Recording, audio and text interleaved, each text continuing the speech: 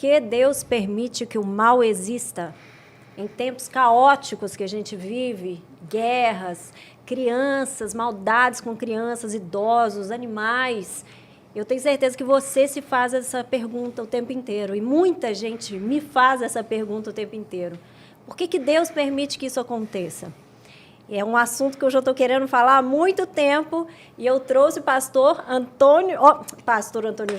Ronaldo Júnior para falar com a gente. Ronaldo já é figurinha animada aqui, né, Ronaldo? É isso aí, Dani. É uma alegria estar aqui mais uma vez. E você sempre me traz em temas delicados, né? Não, a última vez foi o marxismo, né? Sobre o marxismo cultural que você me perguntou.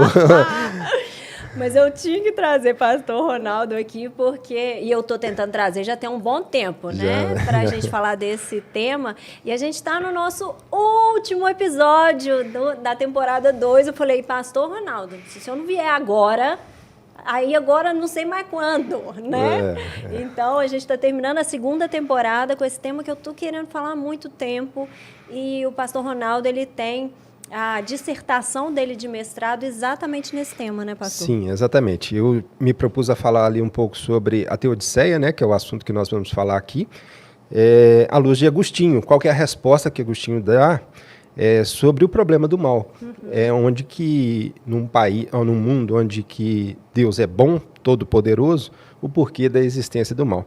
E a gente vai ter essa oportunidade de falar aqui as proposições de Agostinho, o outro convidado também vai falar as outras proposições, e também vou trazer agora uma terceira ou uma quarta via, vamos colocar assim, que eu entendo que traz uma resposta mais palatável ao coração do ser humano, né? Isso, é isso que a gente está precisando, de um Amém. conforto, né? Exatamente. E o nosso outro convidado é o querido Edward Belloni.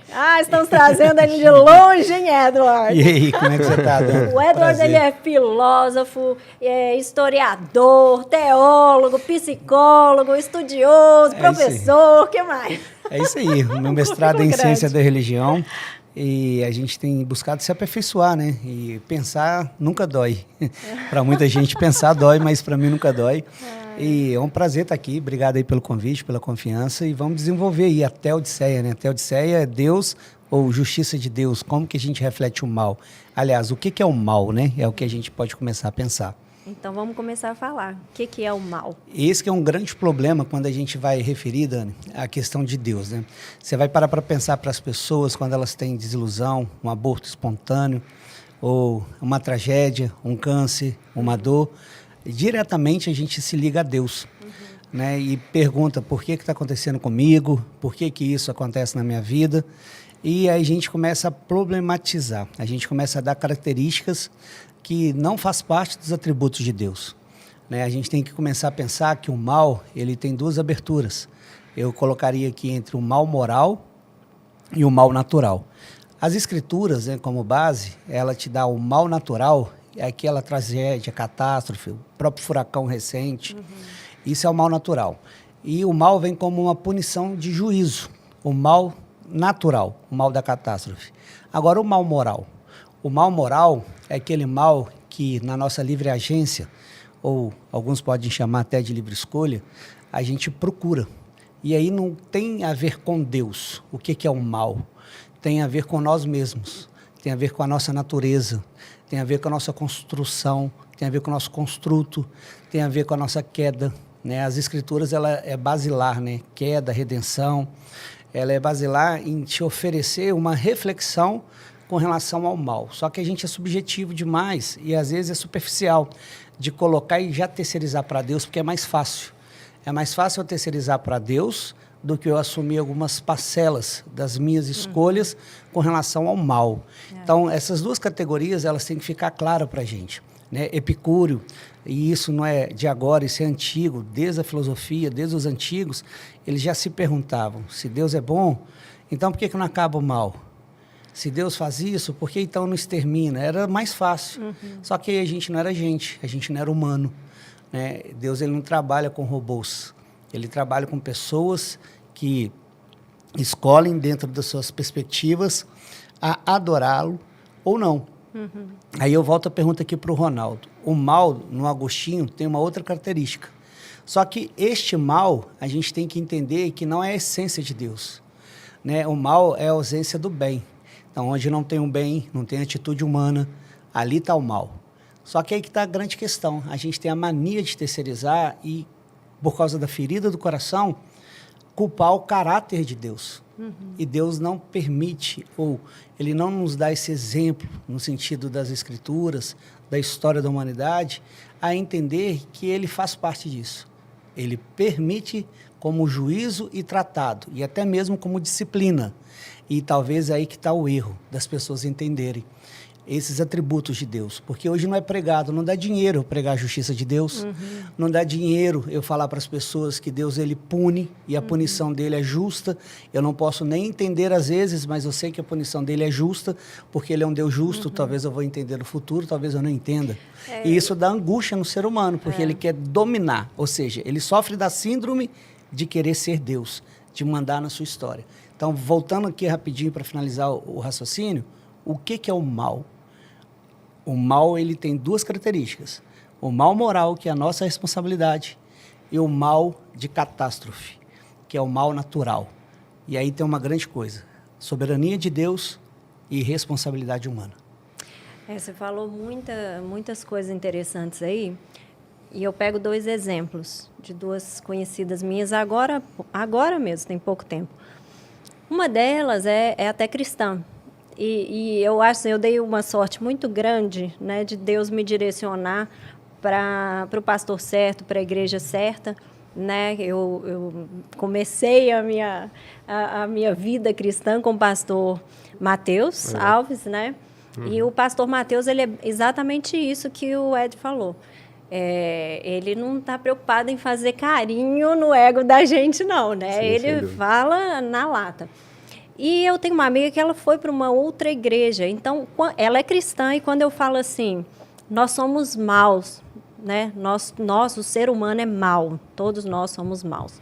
Aí ela, eu não sou má, não. Eu sou uma ótima pessoa. E é uma cristã falando. Então, quando a gente fala mal, não é porque eu seja má, que eu mate pessoas e tal.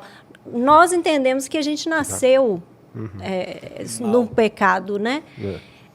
Então, tem essas pessoas e isso que você fala. É difícil, né, a gente falar com a pessoa que aquilo está acontecendo por conta dos pecados, né, pelos nossos pecados. E eu tenho assistido muito, eu nem descobri agora, né, na TNT, eu descobri a série Reis, parece que já passou há muito mais tempo, eu acho que eu nem estava morando aqui.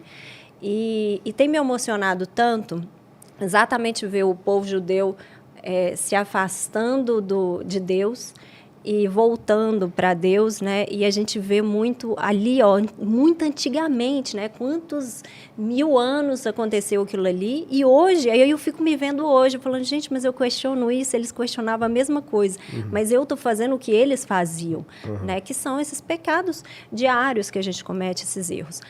Mas, por outro lado, tem um casal na nossa igreja muito temente a Deus, muito bacana, assim, pessoas muito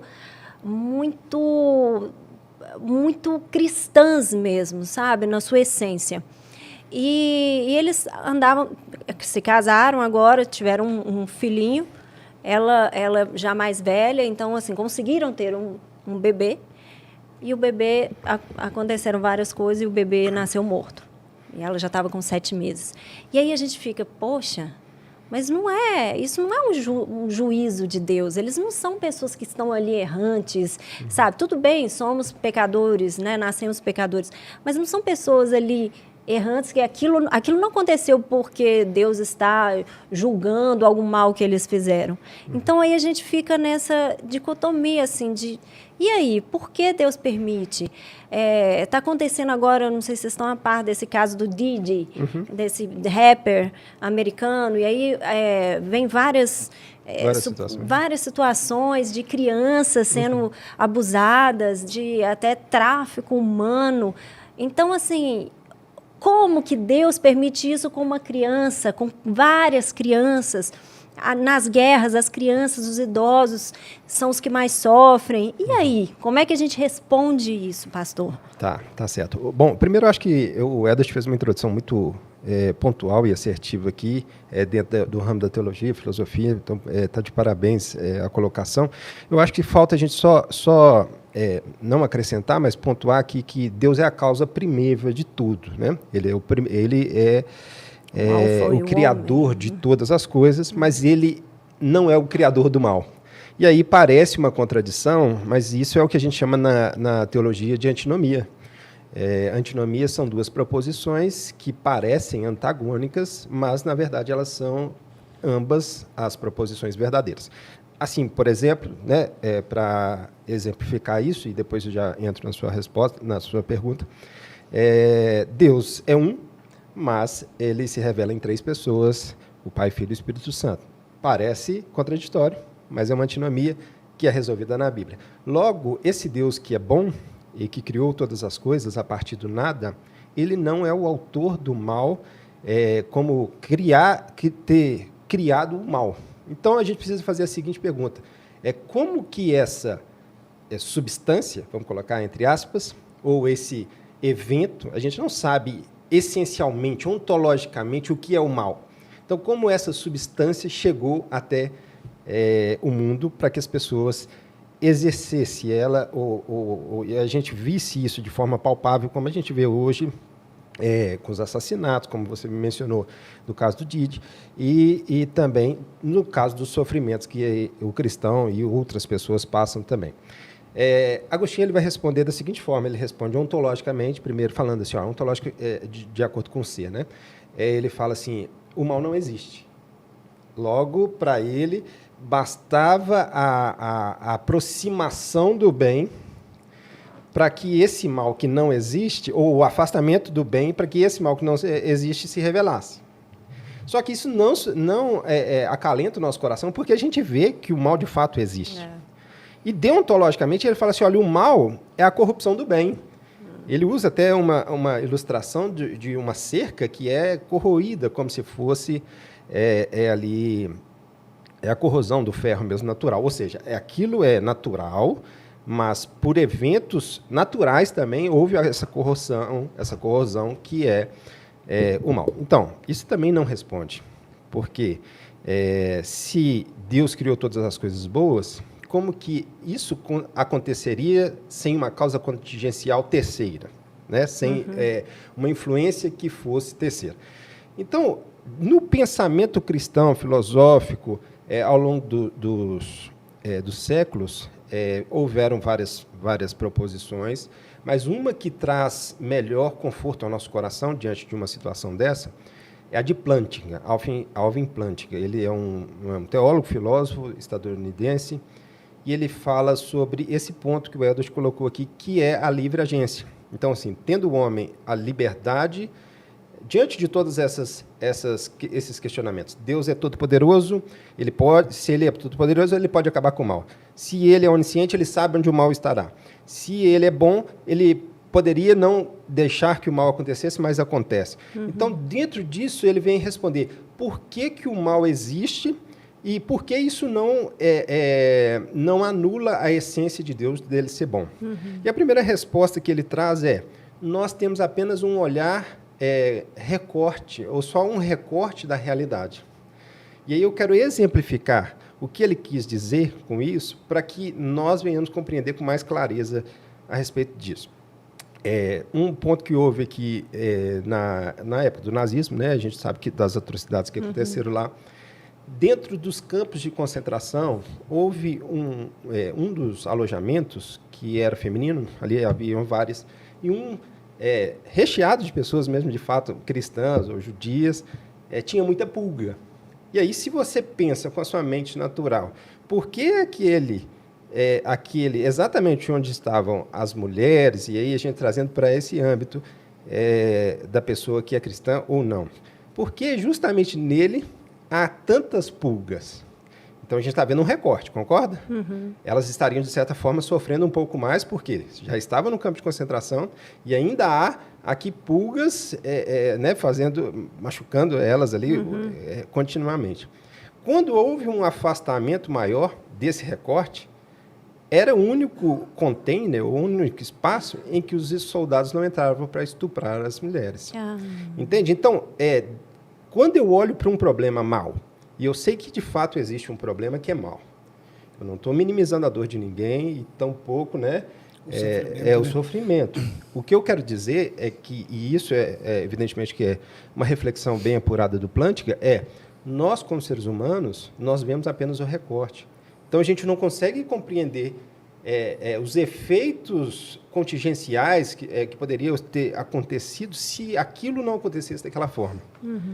Minha esposa, ela veio aqui, ela participou do programa com você e você viu tantas situações que ela passou triste, né? Rejeição, abusos, etc. Mas isso, agora, num recorte maior, ela já tem 41 anos, agora, num recorte maior, a gente vê uma mulher forte, uma mulher que é resiliente, uma mulher que sabe lidar com o sofrimento de uma forma diferente. Então, de fato, não tem uma resposta fácil. A gente sabe que Deus é bom, e Ele, de fato, é bom. A sua essência não muda, Ele é bom. Ele é bom, e o mal está aí. E a questão é exatamente essa que o Edward colocou, que é a responsabilidade. Né? Complementando isso aí que o Ronaldo está falando, tem uma outra perspectiva que eu acho interessante. É engraçado, né? Como a gente faz esse recorte mínimo e esquece de um ângulo maior. Do macro, né? E aí, olha isso, você sabe que isso vai de qualquer espiritualidade, né? Sim. Assim, eu já frequentei todas as religiões e doutrinas antes de me converter. E é sempre essa coisa mesmo, de você tirar o foco daquele microproblema e enxergar de uma forma de fora da situação. É por isso que muitas vezes a gente dá conselhos para os nossos amigos muito mais sábios do que quando é com a gente, porque a gente está vendo de fora a situação. Quem passou por isso. Só que tem um detalhe que Isaías fala, né? O pensamento meu não são os pensamentos de vocês, meu pensamento é melhor, maior. Parece que não conforta, mas a gente começa a entender a história de uma linha reta melhor, no seguinte forma. Sempre perguntaram. Vitor Frankl, por exemplo, desenvolveu a logoterapia e ele desenvolveu através do campo de concentração, Segunda Guerra Mundial, e perguntaram, estava Deus aonde na câmara de gás? E a gente esquece que a resposta, ela não pode ser a ideal para muitas pessoas, mas ela é a correta. Deus estava dentro da câmara. Porque se a gente começar a pensar o mal e a vida e a morte, a gente está falando de um ser que existe por si só e ele é eterno. Então, onde Deus estava na câmara? Deus estava dentro da câmara. Onde Deus está no estrupo? Ele estava com a pessoa que foi estrupada. Onde que Deus está no sofrimento? Ele se faz presente no sofrimento. Se faz tão presente no sofrimento que ele veio encarnado em Jesus Cristo, que Jesus Cristo é Deus, para sofrer as mazelas humanas e, sendo justo, sem precisar sofrer, se fez passar a dor que nós passamos, sentir o que sentimos, para não só identificar, mas para provar que, na prática, Ele é Deus. Então, a gente começa a ver que a mensagem, ela amplia mais, sabe, Dani? Ela não fica na simplicidade. É claro que a gente não vai dar uma resposta que, muitas vezes, as pessoas querem ouvir, porque elas desenharam um Deus, muitas das vezes, fora das Escrituras, criaram um Deus para si próprio. Só que o Deus das Escrituras é um Deus que compadece daquele que sofre. Talvez hoje, você que está me ouvindo e ligou aí por acaso, está vivendo em depressão, está pensando em autoextermínio, que é o mal do século hoje, as pessoas estão tirando a sua vida, o amor está se esfriando, ninguém ama mais ninguém. E você está perguntando, mas eu não quero mais viver nesse mundo. Mas tem um propósito para você viver nesse mundo. E pior que seja a sua dor, hoje ela está doendo, amanhã a sua dor serve de consolo para curar a ferida de outros. E isso que a gente tem que entender nesse recorte que o Ronaldo falou. O recorte mínimo, ele às vezes a gente não enxerga, mas o máximo a gente enxerga. Especulando, tá? E com todo respeito à dor da moça que você falou com relação ao bebê. Perdeu o filho, é justo, Jó também era. E Jó trabalha na teologia, a teologia da retribuição. Né? Aquilo que eu planto, eu colho. Deuteronômio 28. Se eu fiz o bem, eu vou colher o bem. E o livro de Jó vem questionar e criticar isso. Fala assim, olha, não é assim que funciona, não. Tem caminhos que não têm explicação. É só no metafísico, é só no mundo espiritual, porque tem caminhos que não tem explicação. E o livro de Jó é isso, é para questionar o Antigo Testamento. E falar, Jó era um homem justo, e ele sofreu o que sofreu. voltando à questão da moça, é especulação, hipótese com todo respeito. Perdeu o filho, é a dor, mas quem sabe o futuro dessa criança? A gente está vendo o mínimo. Deus conhece o máximo. Então a gente começa não a buscar consolo. Aí a gente já fica pensando, mas se Deus é onipresente, onisciente, onipotente, por que ele esperou ela ter 7 meses para gerar, porque ela iria ter um problema futuro? Era só ele fazer ela não ter um problema futuro, e aí? Mas aí a gente vai atropelar uma régua da história, é como fosse a lei da física, sabe? É lei, se eu pegar vai cair. E a lei da física é o processo que a gente tem que passar enquanto ser humano. E o processo que a gente vai passar como ser humano, a gente tem consequências. O pecado é essa decadência. O pecado é a decadência de um DNA que está sendo cada vez mais destruído. O ser humano está se destruindo. Se Jesus vai voltar e o tempo é só dele, só Deus sabe, esse planeta ele vai acabar se fundindo com o passar do tempo, porque a gente está se destruindo. E isso está na Bíblia. A gente está se destruindo. E a intervenção divina para a volta de Cristo é um outro processo. Mas o que acontece? Este processo que a gente não quer passar. E todo processo é doloroso. O processo de divórcio é doloroso, o processo na dor da alma é doloroso, toda perda é dolorosa. Só que não dá para a gente também enganar e achar que o mundo é maravilhas. O que tem feito o falso evangelho hoje é dar promessa de boa-vinda para as pessoas. Mas Jesus não falou isso. Jesus falou, tem bons ânimos, passai por prova.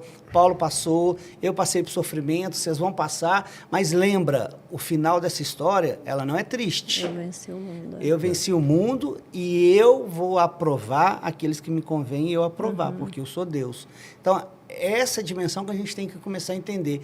Por mais, se você for cristão, cristão tem mais consolo nesse sentido.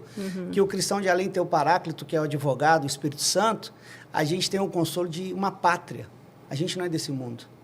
Agora, o mal de verdade vem para quem, às vezes, busca no cientificismo, no ateísmo, em outras fugas, e não tem um consolador. O mal como um jugo, né? A pessoa escolheu determinados caminhos e ela vai colher o que está plantando. Isso é explicável, é compreensível, né, para qualquer pessoa.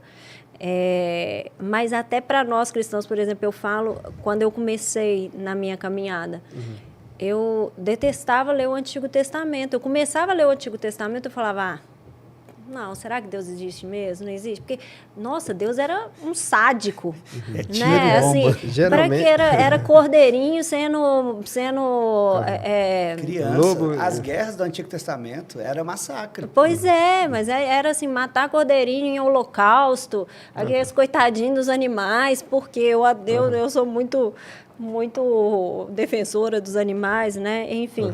Então, aí Deus permitia isso, aí Deus não recebia a oferta de um, recebia do outro, e Deus julgou aquele povo, deixou o povo morrer. Não sei. Então, você vê o Antigo Testamento, você fala, meu Deus, esse Deus aí é um Deus, né, assim, fictício, né? Uma mitologia dos cristãos. Bem, ainda olhando para o recorte, mas trazendo um exemplo bíblico. José.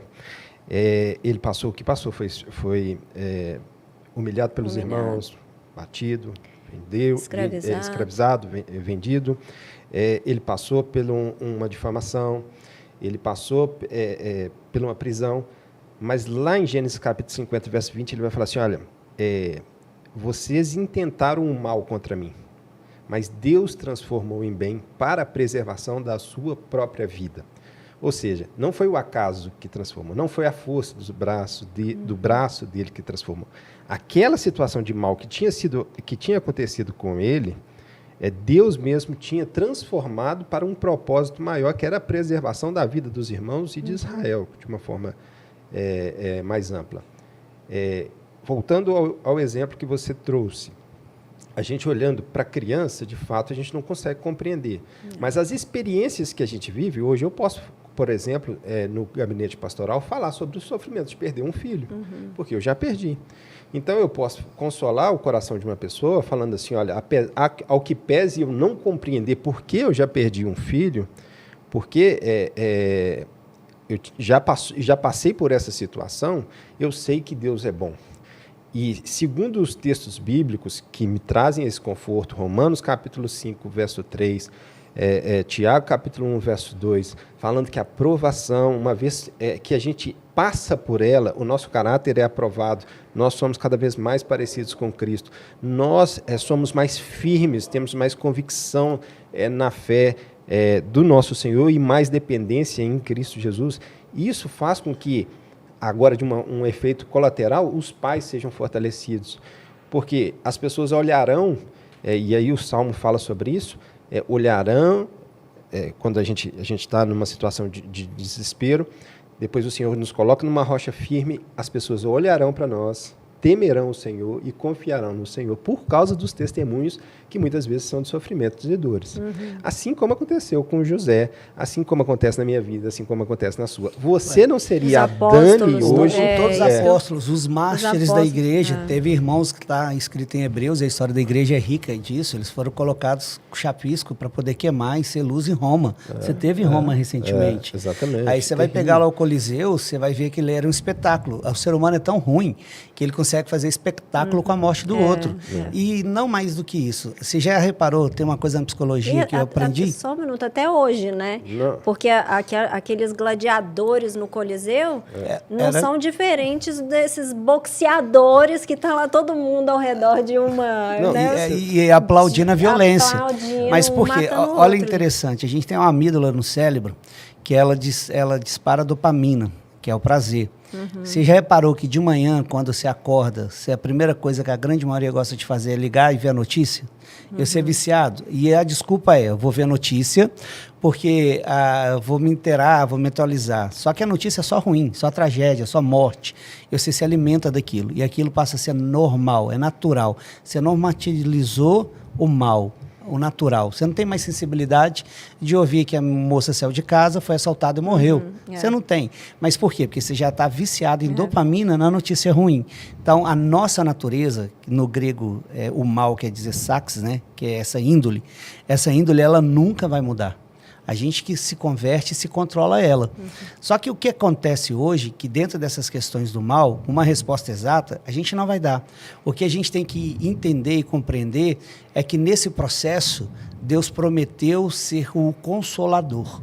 E eu te garanto que nesses processos, como você vai pegar na Segunda Guerra, nas mortes, muitos dos testemunhos, a gente viu e vê Deus como Consolador.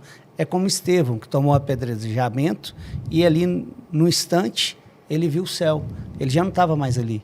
Então, tem certas coisas que a nossa filosofia não vai dar resposta. A nossa teologia não vai dar resposta. Mas uma coisa é certa, o caráter de Deus é imutável e ele honra pelo aquilo que ele falou.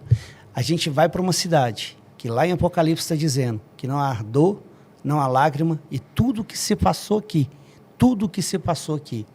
vai ser simplesmente fardos de lembranças. Então, isso tem que servir de consolo no momento difícil, no momento da dor, no momento do diagnóstico, saber que a sua eternidade é que está em jogo, que a sua identidade não é aqui.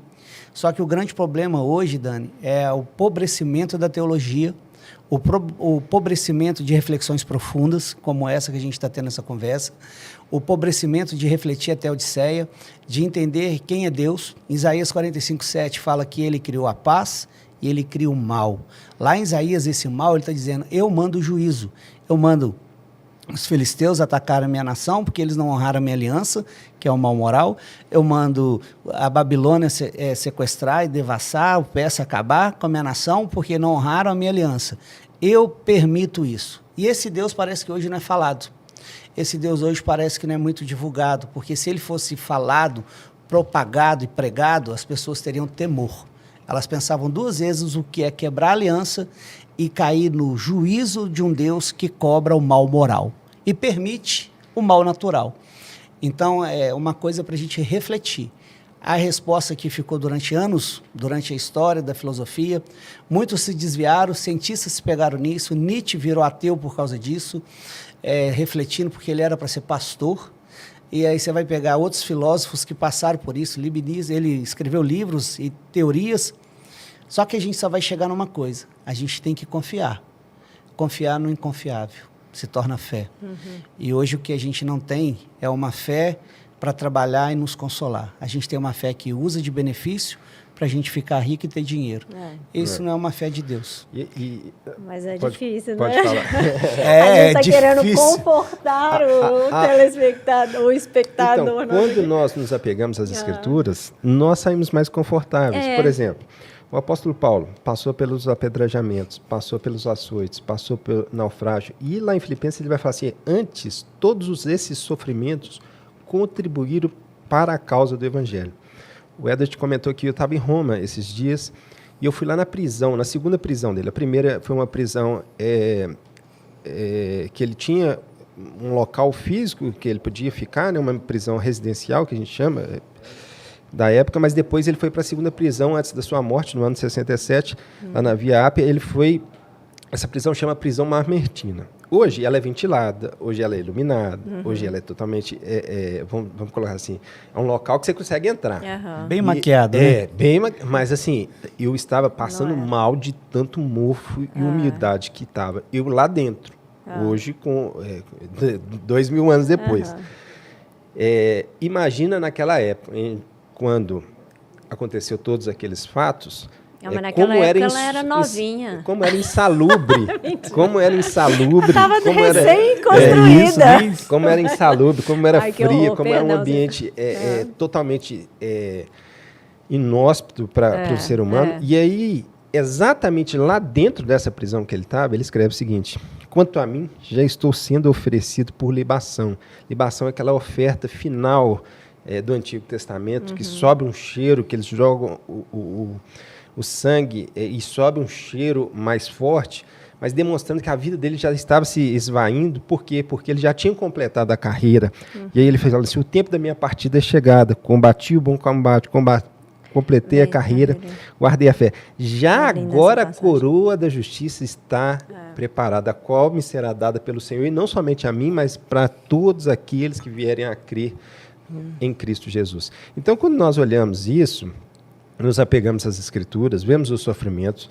Estevão, olhando para os seus algozes, olha para o Senhor e fala, Senhor, perdoa, porque eles não sabem o que fazem. Detalhe que você me trouxe à memória, né? Esse apóstolo Paulo, que ele acabou de citar, morreu nessa prisão sozinho, isolado. É esse mesmo rapaz que ressuscitou um defunto, esse mesmo rapaz que fez milagres, curas, prodígios e maravilha, escreveu 13 cartas e morreu sozinho. E foi assassino. Então, assim, esse processo não dá para explicar. Mas dá para consolar no seguinte... O que você falou, a questão de se consolar, que dá para a gente se consolar na seguinte maneira. Por mais que o seu sofrimento seja duro, dolorido, e eu sei que ele não é eterno. Ele vai ter um fim. Vai ter uma hora que vai acabar. E tem uma passagem, não sei se vocês gostam ou não, mas eu gostei demais daquela série The Chosen. E tem uma passagem que chega o Tiaguinho para Jesus. Jesus estava curando todos os coxos. E ele era um. E ele pede, fala, Senhor, o Senhor está nos mandando ali para curar pessoas, né, para dar testemunhos do Senhor. Como é que eu vou, coxo? Aí ele fala... imagina a força disso, né? A força de eu não ter te curado e ainda assim você crer em mim, ainda assim você ter essa capacidade, né, de falar de mim, de curar pessoas. Então, assim, seria muito mais forte esse testemunho do que não. Quando eu converti, eu lembro que o pessoal... Minha vida virou de cabeça para baixo, né? Vários relacionamentos, meus relacionamentos todos, família e relacionamento amoroso e amizades, tudo virou um caos. Até minhas mídias sociais. Deus me tirou o meu Instagram. Ele foi hackeado, me tirou. Sabe quando tira tudo? E aí eu via todo mundo falando, tinha músicas falando, a vontade do Senhor é boa, perfeita e agradável. E eu não consigo, até hoje, outro dia eu estava... Eu tenho um problema com isso aí. Eu tenho um problema com agradável. Bem teológico. Semana passada eu estava conversando com Deus, eu falei, Senhor, sua vontade é boa e perfeita. Eu sei que é mais agradável, não é agradável. Como que é agradável? Isso é uma exegese simples, né? Por exemplo, quando fala lá em Romanos, né, sua vontade é boa, perfeita e agradável, é porque a gente vive nesse egoísmo de distorcer. Mas é boa, perfeita e agradável na ótica de Deus. E a ótica dele não é a minha. Então, de fato, para mim não é agradável.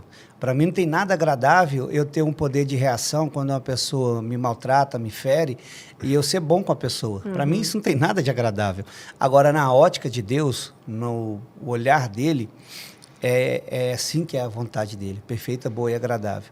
Então a gente tem essa mania, de novo, de terceirizar e trazer para a gente. O grande problema é esse, é assim... Para mim não é agradável mesmo. Agora, para Deus é, porque ele está além nesse sentido. Talvez se as pessoas entendessem um pouco mais o motivo da nossa Constituição. Para que o ser humano existe? Né? A Confissão de Fé de Westminster, ela vai falar assim, olha, o ser humano, e as outras confissões correlatas, ela vai falar assim, o ser humano ele existe para que glorificar a Deus e gozar-se nele, ou alegrar-se nele. Então, quando eu tenho essa perspectiva, a vontade dele é boa, perfeita e agradável. Sim, porque eu estou glorificando a ele quando eu ofereço a outra face, que o Edward está mencionando. É porque a ótica dele é essa, a nossa ótica porque nunca vai ser. Porque tem certas coisas assim, isso que a gente chama de texto fora de contexto, né? É onde que as pessoas, elas criam doutrinas, teologias, com esses versículos que a gente começa a olhar e falar assim, irmão, se você entender... que você pode todas as coisas naquele que te fortalece, você pode passar fome, você pode passar nudez, você pode passar escassez, que ele vai estar ali naquele momento, porque ele te fortalece em toda circunstância, porque Deus é atemporal, ele não está preso no nosso tempo. Então é mais ou menos isso, acho que a gente começar a entender, refletir e compreender o coração de Deus, a gente vê que a gente vai passar por muitas coisas sim, só que está sempre escrito em promessas da Bíblia. Eu vou estar com vocês. Eu vou estar com vocês. E as pessoas precisam, sabe, Dani, buscar ter uma experiência real com Deus. A gente é uma geração que hoje, eu fico muito triste, uma geração de evangélico que não lê Bíblia. Uma geração de evangélico que vive de congresso em congresso, lavando a consciência e sendo a mesma pessoa, que rouba, que mente, que maltrata. É uma geração que não tem uma experiência real com Deus. Uma geração que não tem o desejo de se relacionar com Deus. Uma geração que não tem o desejo de falar, Deus, eu quero te ouvir, eu preciso te sentir, eu quero sentir o seu toque. É uma geração que esqueceu a palavra. E sem conhecer a palavra, você não vai conhecer o Deus que tem o caráter revelado na palavra. É engraçado como é que a palavra é viva mesmo, né? Você está falando aí, a gente vai lembrando, assim, vários momentos difíceis, pesados, assim, que eu mesma passei, mas tem aquele instante ali que você vai num culto, ouve uma palavra, ouve uma música, ou está lendo a Bíblia, e te dá uma paz tão grande que é exatamente essa paz que você falou, que excede a todo entendimento mesmo, que você vê assim, poxa, passei por tudo isso, mas eu estou em paz porque... eu saí, o famoso sair do... Eu fui por macro aqui, ó, e eu estou enxergando ali e eu sinto a presença de Deus. Porque realmente vai ser difícil a gente dar uma resposta aqui, né? Eu queria que vocês dessem uma resposta assim, para os ateus, para os não cristãos. Uma resposta que me doeu muito, só recordando, vou falar rápido. Trabalhei algum tempo no sistema prisional, 5 anos dando aula no sistema feminino. E eu trabalhei no seguro do seguro. Tem um seguro e tem um seguro do seguro. E uma certa detenta, eu dando aula, e de frente para ela, no seguro do seguro, isso me marcou muito. Ela disse assim para mim, o caso dela é rápido, ela esquartejou o filho e deu para o marido comer de vingança. Nossa. E ela foi para o seguro do seguro, porque ela não era aceita, e ela perguntou para mim, Deus me perdoa? Olhando nos meus olhos. E ali eu fui iluminado, eu acho, Deus me deu a graça de responder ela, olha, eu sou tão pecador quanto a senhora, se teve perdão para mim, tem para a senhora, agora as consequências do seu pecado, a senhora arca com elas, e aí é só a senhora e Deus. E essa moça começou a desabar, a chorar, de entender que essa ilógica, essa coisa ilógica humana que as pessoas do mundo têm pavor, que escandaliza, que essa graça, ela alcança qualquer um, independente do mal. E essa experiência me mudou, porque quando eu saí de lá, e isso eu até emociono até hoje, eu chorei tanto de olhar para mim e falar, cara, como que eu sou arrogante, como que eu sou presunçoso, quem sou eu? Eu não sou melhor que essa moça. E a gente tem a mania de justificar sempre. E essa justificativa nossa, a gente terceiriza para Deus, principalmente quando o mal, ele alcança a nossa casa. Ouvintes, um dia o mal vai chegar na sua casa. O meu conselho é, esteja preparado com o relacionamento no quarto, no secreto com Deus, porque se você estiver com Ele, você consegue passar nesse mal, que tem a paz que excede o entendimento. Então se prepare, um dia vai chegar sim, e não adianta você falar que não vai, porque um dia o dia mal chega para todo mundo. A minha pergunta é, você vai estar preparado? É isso que a gente tem que buscar enquanto a gente está em tempo de paz. Exatamente. Quando a gente olha para essa transcendência, porque geralmente a pessoa pensa assim, olha, Deus é transcendente, tudo bem, ele está longe, mas como você falou, no culto, a imanência dele, no quarto, quando a gente está chorando, a certeza de que ele está ali colhendo as nossas lágrimas, a certeza de que ele se importa com o meu aluguel, que não é um Deus distante, transcendente, apenas longe, mas ele importa, que eu estou ali precisando pagar o aluguel, estou precisando colocar comida na minha mesa, eu estou precisando... Esse Deus, o nosso Deus, ele é um Deus que se preocupa com esses pequenos detalhes. E isso traz o conforto que o Edward colocou aqui, que você também pontuou, porque ele não é um Deus meramente longínquo, que deu a corda no universo, né? Aquele deísta. É porque o deísmo, Dani, é uma doutrina que eles criaram acima da Teodiceia, que Deus ele fez o mundo, deu a corda e foi embora. Era mais fácil, entendeu? Ou então, eles justificam que Deus não sabe o futuro. Então, ele está aprendendo o futuro conosco, que é essa heresia que surgiu através dessas reflexões aí no longo da história da igreja. Aí entra num outro tema que eu depois a gente pode falar também. A teologia do processo, né? Se Deus pode se arrepender, pode mudar de ideia, né? Eu acho que sim, que Deus muda de ideia. Como é que chama essa teoria? Que se Deus muda ou não de ideia? Não, ele é imutável, né? Eu entendo que essa categoria que ele usa nas Escrituras, quando ele fala assim, Deus se arrependeu, ou então Deus deu mais 15 anos de vida para o rei. Isso ele já estava dentro dos decretos permissivos de Deus. Existem ali a vontade dele, que é a vontade preceptiva, né? Que é a sua vontade em relação aos preceitos, e existe a vontade decretiva. E também aí dentro do campo da teologia. E a vontade decretiva, ela não tem como você quebrar. Ela vai acontecer necessariamente. Já a vontade preceptiva, nós quebramos continuamente quando nós quebramos os 10 mandamentos. A vontade dele, né? Então, eu acho que está nesse aí, campo. Dani. Mas vamos... o tempo está acabando. Eu queria tanto falar mais sobre isso, mas, Pastor Ronaldo, o Ed já falou coisas muito lindas aqui. Mas, tendo assim, o seu mestrado, todo o seu estudo... O que a gente fala ali para a pessoa que está nos assistindo, que se pergunta o tempo inteiro, mas cadê Deus? Se Deus é onipresente, onisciente, onipotente, se ele já sabe lá na frente por que ele deixou aquela criança ser morta, por que ele deixou aquela outra ser abusada, e tendo em vista isso tudo que a gente falou, o Deus do Velho Testamento, o Deus de hoje, ele é diferente. O que a gente fala para essa pessoa que está assim, não existe Deus? Olhando para o mundo hoje... Se você não tem todo isso tudo que a gente falou, esse estudo, né, essa convicção, olhando para o mundo hoje, as pessoas me fazem essa pergunta. E eu estou te perguntando porque eu não sei responder. A minha mãe mesmo fala, mas não é possível. Cadê Deus? Porque Deus Porque permite Deus isso? não vai dar um sinal para a gente, igual ele deu lá com Samuel, o profeta. Né? Cadê Deus? Cadê Deus Dani, nessa confusão? Faça a seguinte reflexão comigo. Deus ele cria um ambiente totalmente perfeito. Ele cria seres perfeitos, capazes de cumprir a sua vontade. Ele cria, dentro desse ambiente perfeito, tudo aquilo que os seres humanos precisam para se alimentar, para viver bem. E esses seres humanos, eles escolhem se rebelar contra Deus. É a história de Adão e Eva. Deus seria injusto se ele exterminasse Adão e Eva, sendo ele o criador deles? Não seria injusto.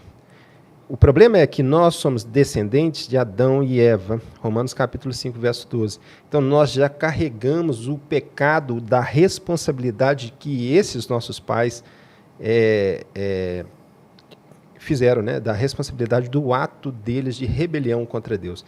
Então Deus, de forma alguma, ele pode ser injusto quando, de alguma maneira, algum ato que nós olhamos e interpretamos como mal, diante do recorte pequeno que nós temos, mas que, de alguma forma, traz esse sofrimento, porque no recorte mais amplo, nós sabemos que o Deus que permitiu ainda que esses seres humanos se desenvolvessem como sociedade, se desenvolvessem intelectualmente, se desenvolvessem em espiritualidade, esse Deus, sendo justo em exterminar toda a raça humana, ele providencia para esses seres humanos um meio de volta.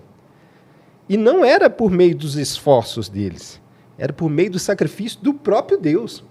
Então, como que eu posso, com a minha boca, virar e falar assim, Deus não fez suficiente? Sendo que, se eu rebelei contra Deus e ele é justo para exterminar a minha vida, até porque ele é supra a lei, né? Ele está acima da lei, ele é o autor da vida, então ele pode tirar a vida, não é de forma alguma responsável por isso. Se eu rebelde contra esse Deus, ele mesmo providencia um meio. Qual meio? A entrega do seu filho. Não são as minhas obras, não é o meu muito fazer. Eu ainda tenho a condição ou a capacidade de virar e falar assim, Deus, você não fez o suficiente. Será que isso é justo? É justo também nós falarmos isso? Agora, por outro lado, da mesma boca que tem que proferir glórias a Deus, porque esse Deus providenciou um meio, que basta a nossa fé em Cristo Jesus, que nós somos reconciliados com Ele, com essa mesma boca, adorar outros deuses. Imagina como o Senhor deve se sentir diante de tamanha ofensa. Ele vendo a humanidade que Ele criou, se rebelando contra si mesmo, Ele tendo justiça para exterminar toda essa humanidade, Ele providencia um meio, e eu ter a coragem de falar assim, você não fez o suficiente.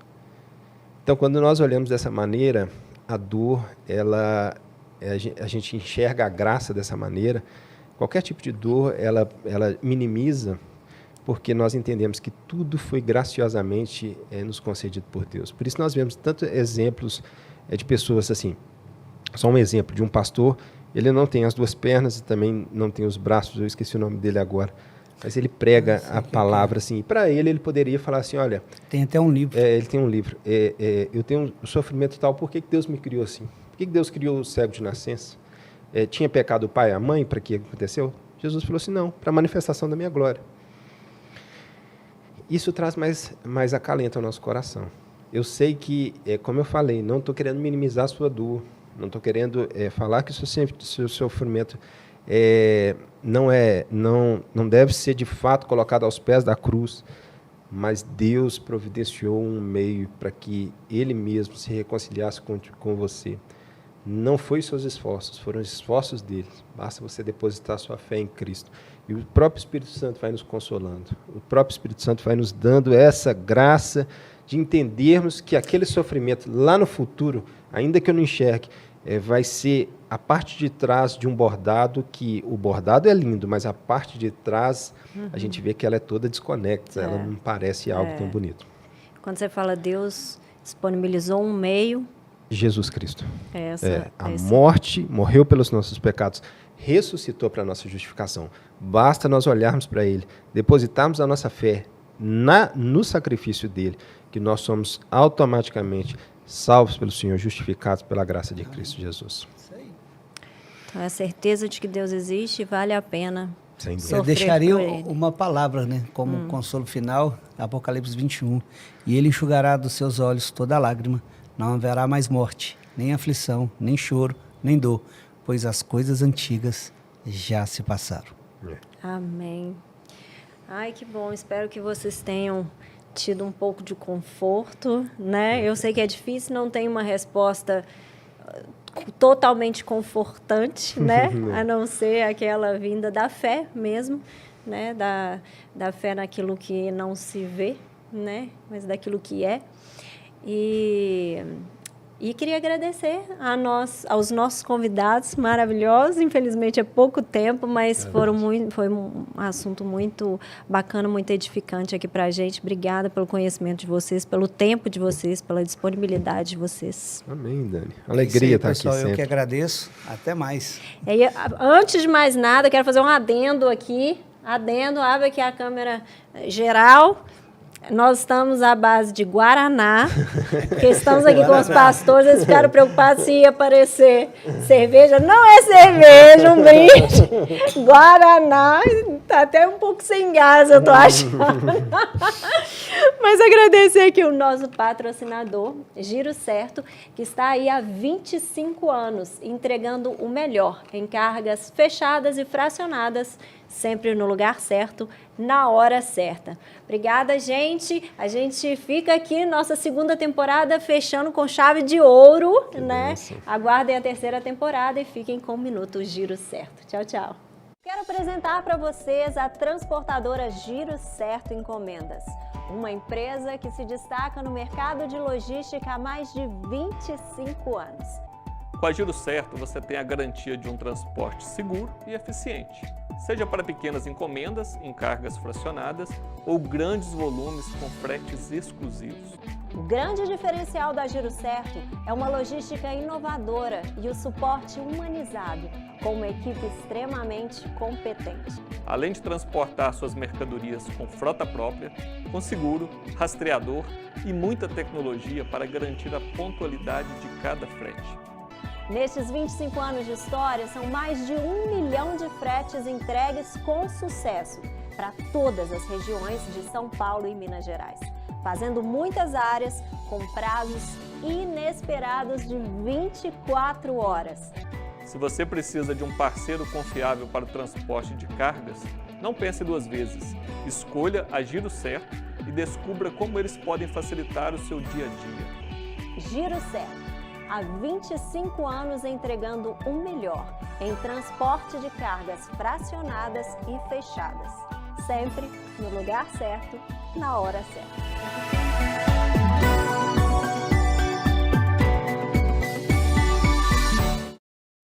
Quero apresentar para vocês a transportadora Giro Certo Encomendas, uma empresa que se destaca no mercado de logística há mais de 25 anos. Com a Giro Certo, você tem a garantia de um transporte seguro e eficiente. Seja para pequenas encomendas em cargas fracionadas ou grandes volumes com fretes exclusivos. O grande diferencial da Giro Certo é uma logística inovadora e o suporte humanizado, com uma equipe extremamente competente. Além de transportar suas mercadorias com frota própria, com seguro, rastreador e muita tecnologia para garantir a pontualidade de cada frete. Nesses 25 anos de história, são mais de 1 milhão de fretes entregues com sucesso para todas as regiões de São Paulo e Minas Gerais, fazendo muitas áreas com prazos inesperados de até 24 horas. Se você precisa de um parceiro confiável para o transporte de cargas, não pense duas vezes. Escolha a Giro Certo e descubra como eles podem facilitar o seu dia a dia. Giro Certo, há 25 anos entregando o melhor em transporte de cargas fracionadas e fechadas, sempre no lugar certo e na hora certa.